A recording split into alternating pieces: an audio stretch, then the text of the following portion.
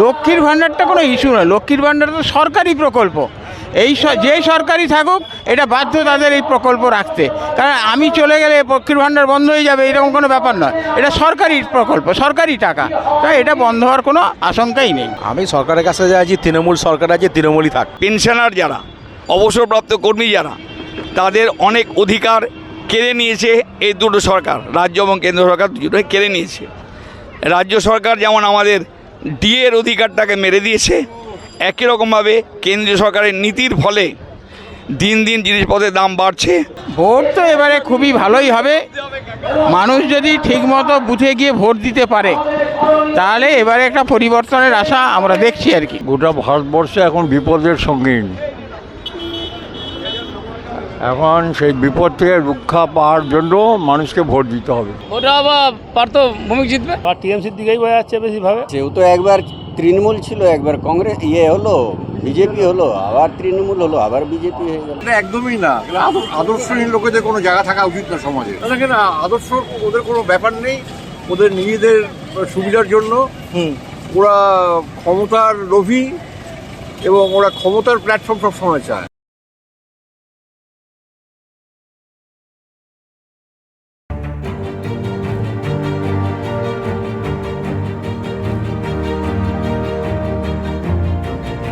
নমস্কার দাদা, আপনার নাম? আমার নাম দীপেশ কুমার। দাদা কীরকম বুঝছেন এবার এখানে লোকসভা ভোট হওয়া কীরকম? লোকসভা হওয়া কি হওয়া বোঝা যাচ্ছে না, আবার টিএমসির দিকেই বোঝা যাচ্ছে বেশিভাবে। আচ্ছা, এই যে এখানকার সাংসদ ছিলেন অর্জুন সিং, যিনি কোন দলে আছেন সেটাই অনেক সময় বোঝা যায় না, কীরকম দেখছেন? অর্জুন সিং তো আগে টিএমসিতে ছিলেন, তারপরে বিজেপিতে, আবার টিএমসিতে, আবার বিজেপিতে। এবার লোক তো দিগ্ভ্রমিত হয়ে গেছে কোন দিকে ওনাকে সাপোর্ট করবে। এবার সাপোর্ট করতে পারছে না, কী করবে কিছু বুঝতেই পারছে না। তবে আর ওনার দিকে লোকের ভরসা নেই, আর উনি লোকের পছন্দ না। আচ্ছা, মানে বলছেন এখানে তৃণমূল এগিয়ে আছে? হ্যাঁ, তৃণমূল এগিয়েই থাকবে সবসময়। এটা তৃণমূলের সিট, এটা তৃণমূলের সিট ছিল। অর্জুন সিং যখন তৃণমূল ছিলেন তো ওনার ওই ভেবে ওনাকে ভোট দিয়েছিল জনতা, কিন্তু তারপর যে উনি এই যে কাজ করবেন সেটাকেও বুঝিনি। অনেক ধন্যবাদ। নমস্কার দাদা, আপনার নাম? আমার নাম এসকে গিয়াস আলী। আচ্ছা, আপনি তো এখানকার বাসিন্দা, আপনার প্রত্যাশা কি এবার যে ভোট দেবেন, কি চাইছেন নতুন সরকারের কাছ থেকে? আমি সরকারের কাছে যাচ্ছি, তৃণমূল সরকার আছে, তৃণমূলই থাক। না, এটা তো রাজ্যের ভোট না, এটা তো কেন্দ্রের ভোট। কেন্দ্রের ভোটে অবশ্যই আমি চাইবো যে এবার মোদি চেঞ্জ হোক। মানে আমি একটা সেন্ট্রাল গভর্নমেন্ট এমপ্লয়ি হয়ে আমাদেরকে কর্পোরেট সংস্থার শিফট করিয়ে দিচ্ছে, এটা তো আমরা কখনোই চাইবো না, এটা আমাদের স্বার্থে ঘা লাগছে। তাছাড়াও দেশের যা বর্তমান অবস্থা তাতে মোদি সরকারের চেঞ্জটা আমরা খুব জরুরি। আপনার কি মনে হচ্ছে তাহলে ইন্ডিয়া জোট যেটা সম্ভাবনা বেশি, এনডিএ পারবে না, ইন্ডিয়াই জিতবে? গত 3 দফা ভোটের রেজাল্ট অনুযায়ী সেরকমই মনে হচ্ছে, ইন্ডিয়া জোটের পক্ষে আমরা অনেকটাই এগিয়ে আছি। মোদি তো বলছেন আপকি বার 400 পার। 400 তো টোটাল ভোটই নেই, 400 পার করবেন কীভাবে? এটা তো মোদির একটা হাওয়া, মানে মানুষকে কনভার্ট করার জন্যে, সেরকম কিছু হবে না আশা করা যাচ্ছে। একটা কথা বলুন, এই যে রাজ্যে অসম্ভব দুর্নীতি চলছে, পুরো শিক্ষা দপ্তর জেলে, খাদ্যমন্ত্রী জেলে, আপনার কি মনে হয় 26,000 ছেলে মেয়ে চাকরি কি হবে কেউ বলতে পারছে না, তো এই দুর্নীতি কোনো প্রভাব পড়বে না পড়বে না? দুর্নীতির প্রভাব কিছুটা পড়তে পারে, তবে সেইভাবে খুব ভোটের কাছাকাছি তো সে খুব একটা বেশি প্রভাব পড়বে না, কারণ এটা রিকভারি নিশ্চয়ই কিছু হবে। আপাতত এটা কোর্টের, সুপ্রিম কোর্টের আন্ডারে রয়েছে কেসটা, সেহেতু সলভ হয়তো কিছু একটা নিশ্চয়ই সমাধান হবে। শেষ প্রশ্ন, আপনি মূল কোন বিষয়টা মাথায় রেখে দেবেন যে কেন্দ্রীয় সরকার সুবিধা দিচ্ছে না বেশি, সেটা না অন্য কোনো বিষয় মাথায় থাকবে? একটা বলুন যেটা আপনার কাছে সবচেয়ে জ্বলন্ত ইস্যু বলে মনে হচ্ছে, বার্নিং ইস্যু। সব থেকে বার্নিং ইস্যু যেটা মনে হচ্ছে যে মোদি সরকারের যে দেওয়া প্রতিশ্রুতিগুলো, সেই প্রতিশ্রুতিগুলো আমরা কোনো কিছু আপাতত এখনও পর্যন্ত পাইনি, সেটা চেঞ্জ করতে হবে। তার সঙ্গে সঙ্গে নিজের স্বার্থে যখন ঘা লাগবে আমরা সেটাকে চাইবো যে চেঞ্জ হোক সরকার, সেই হিসাবে আমি চাইবো সরকারের চেঞ্জ হোক। নমস্কার দাদা, কীরকম দেখছেন এবার লোকসভা ভোট, কী কী ইস্যু মাথায় রাখবেন ভোট দেওয়ার আগে?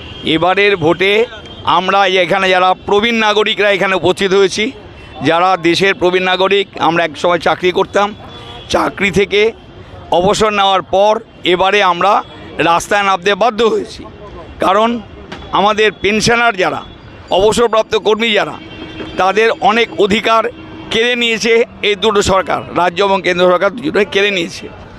রাজ্য সরকার যেমন আমাদের ডিএর অধিকারটাকে মেরে দিয়েছে, একই রকমভাবে কেন্দ্রীয় সরকারের নীতির ফলে দিন দিন জিনিসপত্রের দাম বাড়ছে, হুবহু হু হু করে বাড়ছে। আজকে ওষুধ যে দামে কিনতে হয় আমাদের প্রত্যেকে ওষুধ খেতে হয়, আজকে যে দামে আমরা ওষুধ কিনছি আগামীকালই দেখা যাচ্ছে তার দাম বেড়ে গেছে।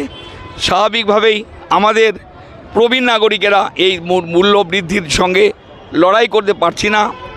স্বাভাবিকভাবেই আমরা চাইছি এমন একটা সরকার কেন্দ্রে আসুক যারা আমাদের কথা, প্রবীণ নাগরিকের কথা, সাধারণ মানুষের কথা ভাববেন। সেই দিকে তাকিয়েই আমরা মাঠে নেমেছি, রাস্তায় নেমেছি এবং আমরা মনে করি বাম এবং গণতান্ত্রিক প্রগতিশীল শক্তি তারাই একমাত্র পার্লামেন্টে গেলে আমাদের কথা তুলে ধরবেন। তাদের জন্য, তাদের জয়যুক্ত করার জন্যই আমরা আজকে এই লড়াইটা নেমেছি। নমস্কার দাদা, আপনি ব্যারাকপুর অঞ্চলের বাসিন্দা? হ্যাঁ, আচ্ছা, এই আসন্ন লোকসভা নির্বাচন কীরকমভাবে দেখছেন? কি কি ইস্যু মাথায় রেখে ভোট দেবেন? গোটা ভারতবর্ষে এখন বিপদের সঙ্গীন। এখন সেই বিপদ থেকে রক্ষা পাওয়ার জন্য মানুষকে ভোট দিতে হবে। কাকে মূল শত্রু মনে করছেন, বিজেপি না তৃণমূল? দুটোই শত্রু। কোন কোন ইস্যু মাথায় রাখতে চাইছেন ভোট দেওয়ার? কোন ইস্যুটা নেই, কোন ইস্যুটা নেই, সমস্তই তো ইস্যু, সমস্ত কিছু। আর রুচি, রুটি রুজি আর রুচি। বেকারের চাকরি, মানে সরকারি পদে যে সমস্ত পদগুলো আছে যেগুলো খালি সেগুলোতে করতে হবে না, কন্ট্রাকচুয়ালে চলবে সারা জীবন, চলবে না তো। কজন লোক আছে দেখে আসুন, ব্যারাকপুরটা দিয়ে যান, যেখান থেকে টাকা নেন হয়, কজন আছে দেখে আসুন পার্মানেন্ট স্টাফ। অর্ধেক কাজ হয় না। তার মানে বলছেন দুর্নীতি মূল ইস্যু আর বেকারিত্ব মূল ইস্যু আপনাদের কাছে? কেন বিজেপি? মানে সাম্প্রদায়িকতা ইস্যু বলছে? অবশ্যই ভয়ঙ্কর ইস্যু, ভয়ঙ্কর ইস্যু। এটা তো সর্বপ্রথম ইস্যু, সাম্প্রদায়িকতা। আচ্ছা, এই যে অর্জুন সিং কথায় কথায় দল বদলাচ্ছেন, এই দল বদলুদের সম্বন্ধে আপনার কি অভিমত? ঠিক তাই, এটাও আমাদের এটাও আমাদের একটা কথা। আমরা কাকে ভোট দেব? যাকে ভোট দেবো অন্তত 5 বছরের জন্য, তাকে তার একটা জায়গায় প্রতিনিধিত্ব করবে, সেটা তো আমরা চাই। কিন্তু দেখা যাচ্ছে তিনি একবার বিজেপির হয়ে লড়াই করলেন, জিতে এলেন, কিছুদিন থাকলেন, তৃণমূলে চলে গেলেন, আবার তৃণমূল থেকে বিজেপিতে চলে এলেন। স্বাভাবিক তৃণমূল এবং বিজেপি এই দুটো দলের মধ্যে কোনো ফারাক দেখা যাচ্ছে না, দুটো ফুলেই দুর্গন্ধ বেরিয়ে গেছে, এই দেশটাকে একেবারে রসাতলে নিয়ে যাচ্ছে। তাই এই দুটো সরকারের বিরুদ্ধেই, দুটো শাসক দলের বিরুদ্ধেই আমাদের এই লড়াই আমাদের চলছে, এই লড়াই আমাদের চলবে। আচ্ছা, দুটো ইস্যু আপনাকে বলছি, অনেকে বলছেন এটা, একদল বলছেন রাম মন্দির এবং 370 তাদের কাছে খুব বড় ইস্যু, আরেক দল বলছে সিএ এনআরসি খুব বড় ইস্যু। আসল ইস্যু কি এগুলোই, নাকি দুর্নীতি, মূল্যবৃদ্ধি, চাকরি নেই, সেটা ইস্যু হওয়া উচিত? এই দুটোর একটাও আমাদের কাছে ইস্যু নয়। রাম মন্দিরও আমাদের কাছে ইস্যু নয়, 370টাও আমাদের কাছে ইস্যু নয়। আমাদের কাছে ইস্যু মানুষের জীবনযাত্রা মান উন্নত করা, বেকারের চাকরির ব্যবস্থা করা, এ দেশের উন্নয়ন ঘটানো এবং সবচেয়ে বড় কথা মূল্যবৃদ্ধি রোধ করা। এই দিকে আমাদের, এবং সবচেয়ে আরও বড় কথা বেকারের কাজের অধিকার দিন দিন ছোট হয়ে যাচ্ছে, বেকারের কাজ নেই। আমাদের রাজ্য থেকে কয়েক লক্ষ পরিযায়ী শ্রমিক অন্য রাজ্যে গিয়ে তারা কাজের চেষ্টা করছেন। স্বাভাবিক হয় তারা আমার রাজ্যে থেকেই কাজ করুক, আমরা সেটাই চাই। পরিযায়ী শ্রমিক নয়, এখানে শিল্পোন্নয়ন ঘটিয়ে কর্মসংস্থানের ব্যবস্থা করে যে সরকার করবে তাদেরই আমরা চাইছি। তাই আমরা মনে করি বাম এবং প্রগতিশীল যে সরকার আসবে, যে শক্তি, তারা এই কাজটা করতে পারবে। তার জন্যই আমরা তাদের পক্ষেই আমরা আমাদের বক্তব্য তুলে ধরছি। নমস্কার দাদা, আপনি তো দীর্ঘদিনের বাসিন্দা ব্যারাকপুরের, কীরকম দেখছেন ভোটের হাওয়া এবার? ভোটের হাওয়া যেরকম হাওয়া চলছে সেরকম দেখাই যাচ্ছে, সবাই দেখছে, আমিও দেখছি। না, ব্যারাকপুরের ভোটের হাওয়া কেমন? ব্যারাকপুরের হাওয়া ঠিকই আছে, নর্মাল আছে। আচ্ছা, আপনাদের এখানে বিজেপির প্রার্থী অর্জুন সিং, উনি কখন কোন দলে থাকেন হিসেব রাখতে পারেন? হিসেব রাখার কি আছে, ও তো একবার তৃণমূল ছিল, একবার কংগ্রেস হলো, বিজেপি হলো, আবার তৃণমূল হলো, আবার বিজেপি হয়ে গেল। এদেরকে কীরকম চোখে দেখেন? এরা মানুষের ভালো করতে আসে না নিজের ভালো করতে আসে? এখন পলিটিশিয়ানদের ভালো দেখতে গেলে তো বলা অপরাধ। যে পলিটিশিয়ান আছে এখন দলবদল করতেই পারে, এখানকার যা এমপি এমএলএ তারাও তো তাই বলছে।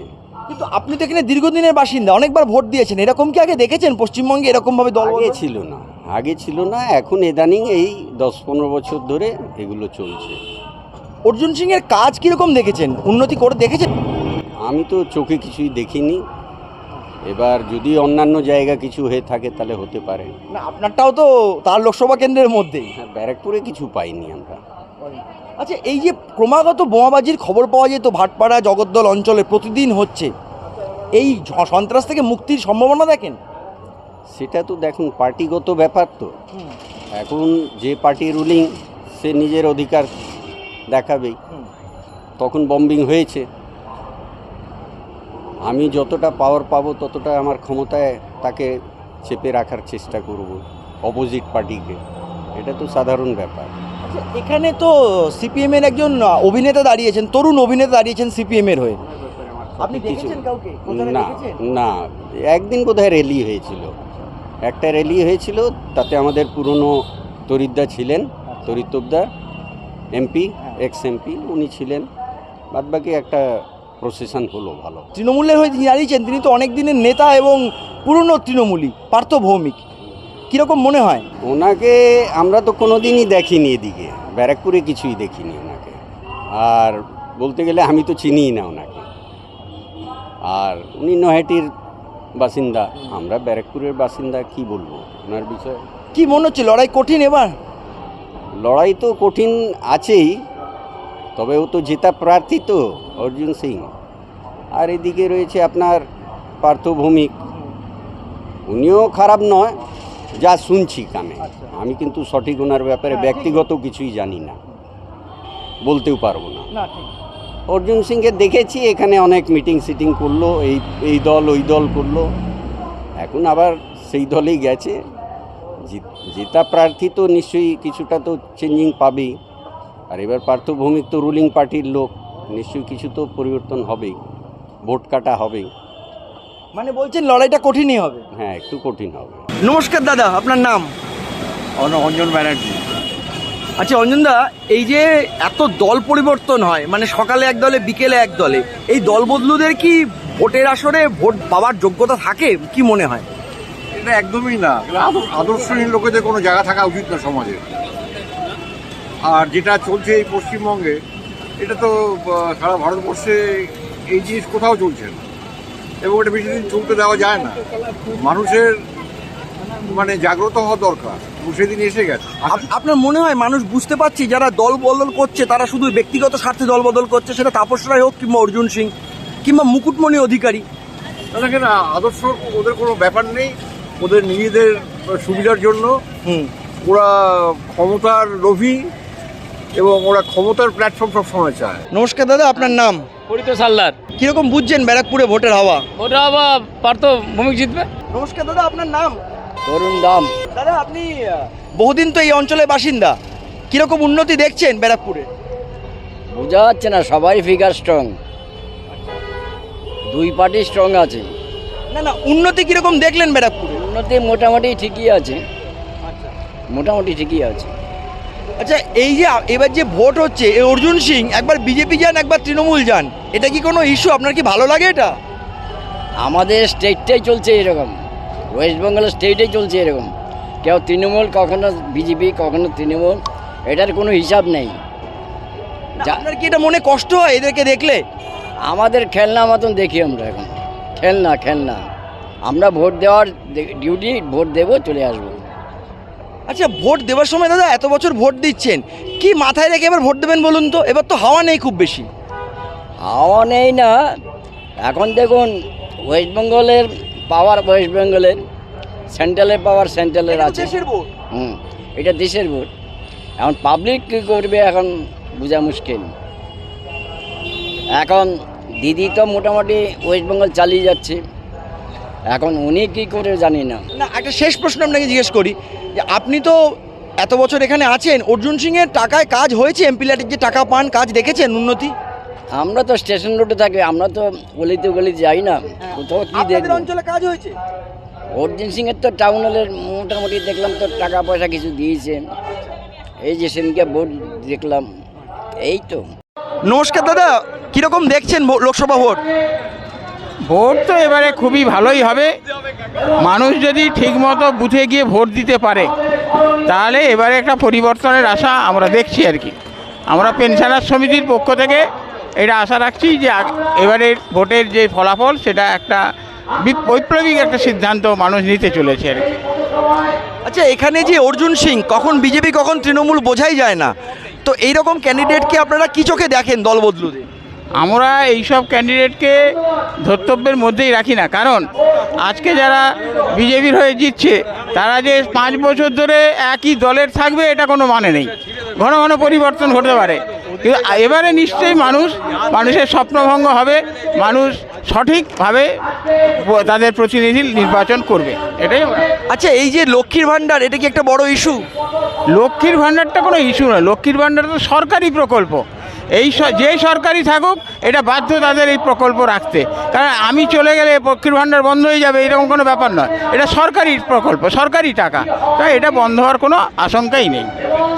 শেষ প্রশ্ন, আপনার কাছে মূল ইস্যু কি এবার ভোট দেওয়ার সময়? এবারে মূলত আমাদের ইস্যু যে আমাদের ভারতের সংবিধানটা থাকবে কি সংবিধান পরিবর্তন হয়ে যাবে, আগামী দিনে আমাদের ভোট দেওয়ার অধিকারটা থাকবে না, এটাই হচ্ছে মূল প্রশ্ন এবারে।